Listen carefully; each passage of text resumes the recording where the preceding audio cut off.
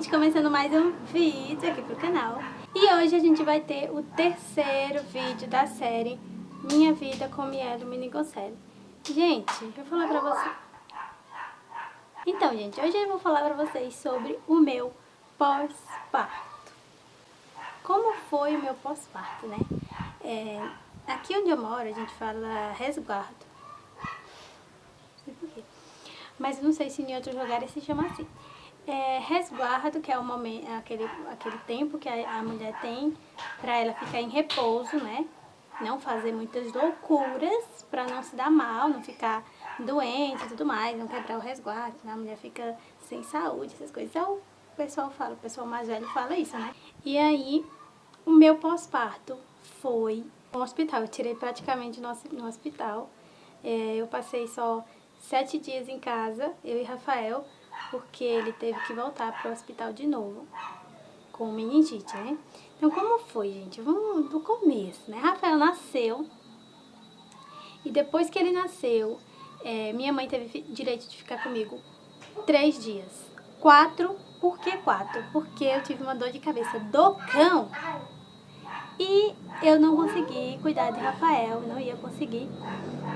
Então, eu tive que ficar em repouso 24 horas, tomando soro e medicamento, né? Porque eu tive muita dor de cabeça. Aí, como o Rafael estava separado de mim, ele estava no quarto andar, eu estava no terceiro. Aí ficava difícil pra mim, né? Então, a minha mãe teve o direito de ficar mais um dia comigo, ou seja, 4 dias. E depois de 4 dias, ela foi embora. Enfim, gente, no quarto dia, a minha mãe foi embora. A gente foi assistente social pra ela conseguir o carro pra ir, né? A assistente social ligou pro carro e a minha mãe ficou de ir embora na parte da tarde, depois do almoço.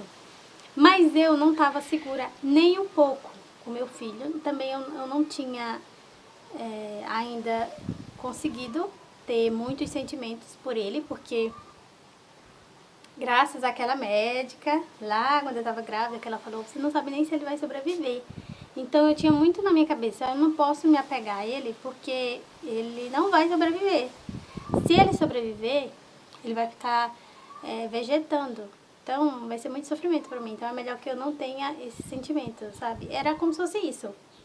E aí eu não consegui criar aquele sentimento, sabe? Não consegui gerar aquele sentimento por ele, de eu vou fazer tudo por você, sabe? Aquele sentimento de mãe leoa mesmo, sabe? Aquele sentimento de mãe leoa que faz qualquer coisa e protege, não sei o quê. Eu não consegui ter ainda, até esse momento eu não tinha esse sentimento por ele.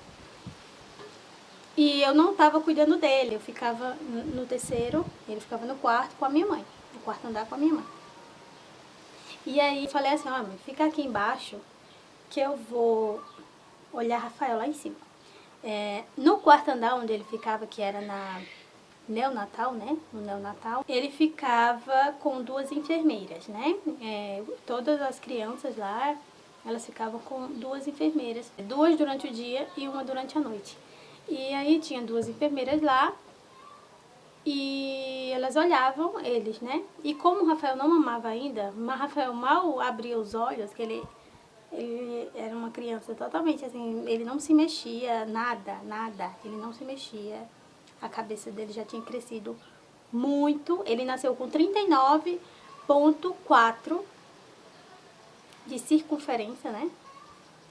E ele já tava com 41, assim, e só tinha 4 dias de nascido, né? Já tinha crescido bastante a cabeça dele, mais ainda, então ele não abria os olhos, ele não se movia, nada.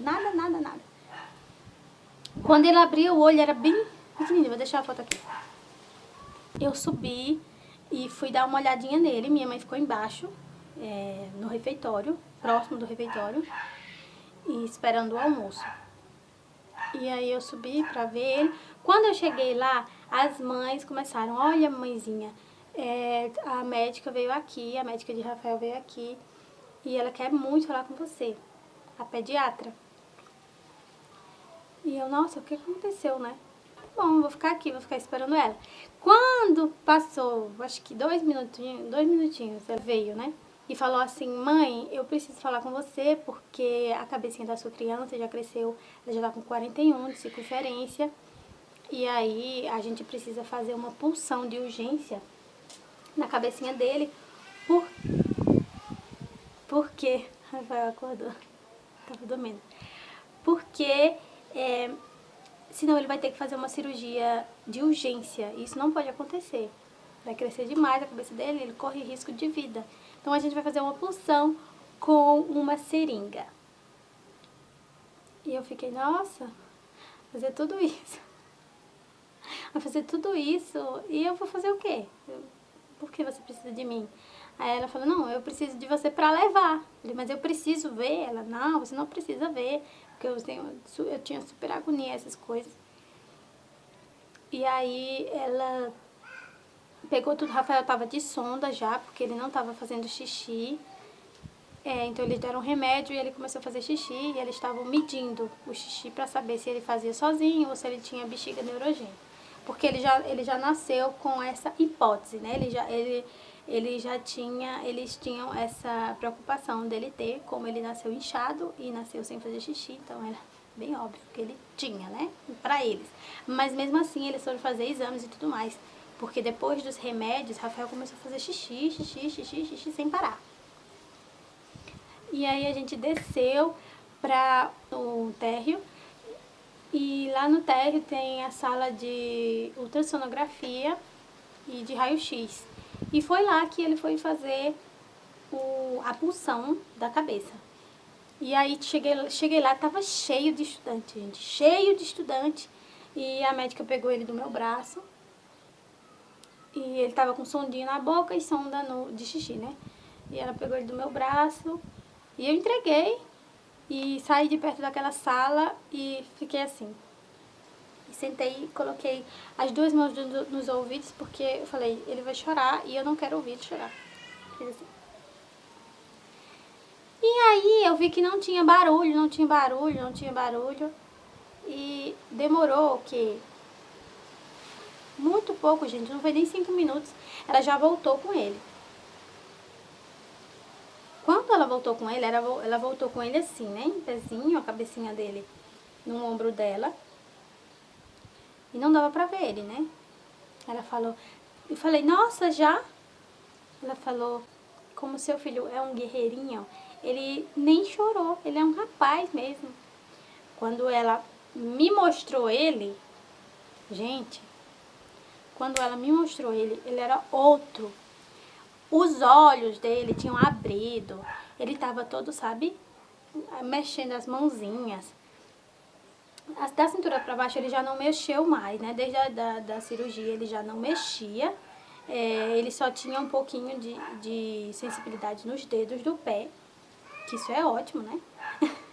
Mas da cintura para baixo ele não mexia. Mas ele já tava mexendo as mãos. Ele tava com o olho aberto, sabe? Gente, quando ele olhou pra mim, quando eu olhei pra ele... A gente se apaixonou, sabe? Eu me apaixonei por ele. Foi uma coisa, assim, tão mágica, gente. Eu não sei explicar, sabe? Lembra do vídeo passado, quando eu falei pra vocês? Era Deus, porque era um caminho que eu ia e que eu ia dizer assim, nossa, isso foi Deus, porque não tem explicação. Não tem explicação para o tamanho do amor que eu senti quando eu vi os olhos do meu filho, os olhos. E eu me apaixonei, sabe? Eu virei uma leoa ali naquela hora. E eu falei, meu filho, quando eu coloquei ele no meu braço, quando eu toquei o meu filho, foi outro sentimento, foi outra coisa, sabe? Outra comunicação que eu tive com ele, sabe? A gente se comunicou naquele olhar. E aí eu falei, eu não quero nem saber. Eu vou fazer o que for preciso. E eu tinha chorado muito lá na assistente social, porque eu não queria que a minha mãe fosse embora, porque eu falei, não, como é que eu vou cuidar dessa criança, né? Eu não sei cuidar dessa criança. Eu não sei nem tocar nessa criança. E eu chorei muito, mas a minha mãe, gente, até hoje a minha mãe fala, e ela fica triste quando ela fala, que ela fala, ai, eu não devia ter deixado a minha filha lá sozinha. Gente, uma vez que eu falei, eu acho que não, eu falei 2 vezes, eu falei, mãe, eu brincando, né? Eu falei, mãe, tava doidinha pra vir embora, né?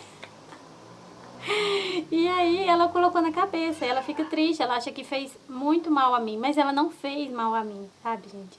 Naquele momento eu tava triste e tudo mais, que eu tava com medo, mas quando eu saí daquela sala de raio-x, que eu levei Rafael pra cima, deixei ele lá, gente, que amor, que coisa linda, que, sabe, que novidade, que coisa maravilhosa, sabe, esse sentimento de mãe, sabe, de acolhimento, de você querer dar tudo, de você amar, nossa, é um amor incondicional que eu ainda não estava sentindo, gente. E aí, nossa, chega a ser emocionante, porque foi muito lindo. Eu consigo sentir, sabe, aquele momento. Eu consigo sentir ainda, sabe, como se fosse no toque mesmo. E eu desci onde a minha mãe tava, e eu falei, e aí, mãe, vamos? Vamos que eu vou levar a senhora até o carro, até o ponto dos carros. E eu tava toda animada. E ela falou, então vamos, minha filha. Eu falei, vamos embora. Peguei as malas dela e ela disse assim, olha, daqui a 3 dias eu volto para trazer alguma coisa pra você, algum dinheiro, alguma coisa, alguma roupa limpa. E eu, tá ok, mãe. E aí, eu ainda não tava sofrendo, gente, com leite, tá? Eu ainda não tava sofrendo, porque eu já tinha leite com 5 meses de gravidez, eu já tinha leite. Mas aí, eu vou deixar até para um próximo vídeo para falar sobre a amamentação, como foi a minha amamentação com o Rafael. Não aconteceu, tá, gente? Ele não chegou a mamar. Mas eu vou explicar pra vocês como foi o processo, porque foi muito doloroso pra mim. E era o meu sonho, era amamentar o meu filho, porque não é que seja um mito, né? É verdade, o leite tem vários nutrientes para a criança, mas antigamente as pessoas falavam muito que a criança ela não era saudável se ela não tomasse leite de mãe, né? Assim, o leite do peito era que dava saúde à criança. E hoje eu vejo que não, porque o meu filho é muito sadio, graças a Deus, mas eu não cheguei a amamentar e era o que eu muito queria, porque eu falei, não, meu filho vai ficar muito saudável, ele vai melhorar mais ainda, vai ser bom para a recuperação dele de tudo, de todo o processo de cirurgia e tudo mais. Mas eu não consegui.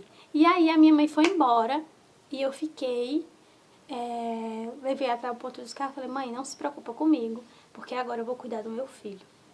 Eu não tava mais chorando nada, eu não derramei mais uma lágrima, ela foi embora e eu voltei.